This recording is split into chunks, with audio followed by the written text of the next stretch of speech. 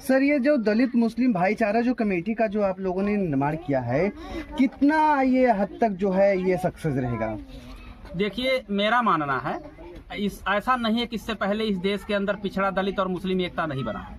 इसी एकता की बदौलत जो है, एक बार जब कांग्रेस पार्टी की सरकार थी, जब लगता था कि कांग्रेस ही भारत है, भारत ही कांग्रेस है, उस समय भी इसी एकता ने उस पार्टी को उखाड़ करके फेंका था, सत्ता से बाहर किया था, और जो आज तक आ नहीं पाई है।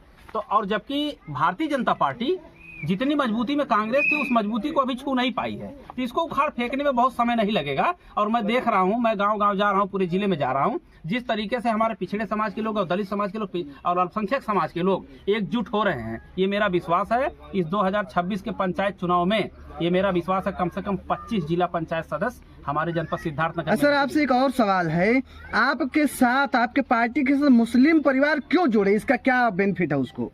देखिए, मुस्लिम परिवार को इसलिए जुटना चाहिए कि आज भारतीय जनता पार्टी हिंदुओं को मुस्लिम के खिलाफ भड़का रही है, और भड़का रही है एक बड़ा तबका जो है, बड़ी आबादी एक समाज के खिलाफ होता जा रहा है, और जिस पार्टी को वोट करते आए हैं वह पार्टी चुप है।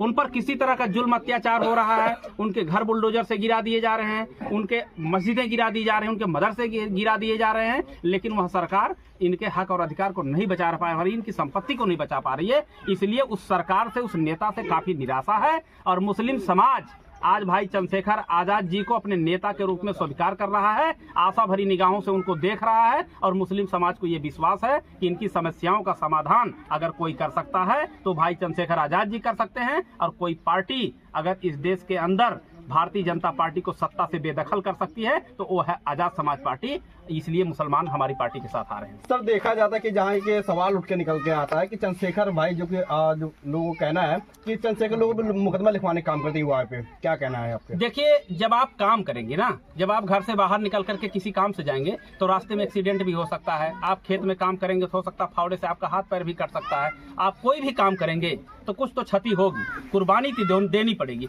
अगर हमारे पूर्वज यही बात सोच लेते कि लोगों की जान की क्षति होगी तो ये देश आजाद नहीं होता।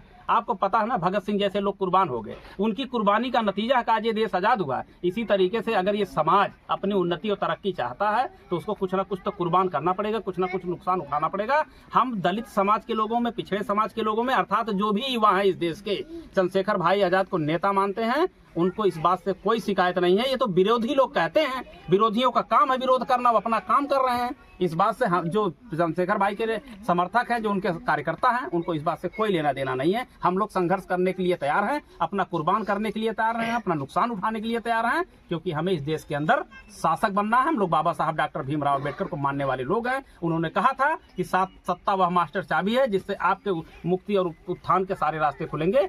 हम उस पर अमल कर रहे हैं, इसलिए संघर्ष कर रहे हैं। हमें विरोधियों की बात नहीं आना।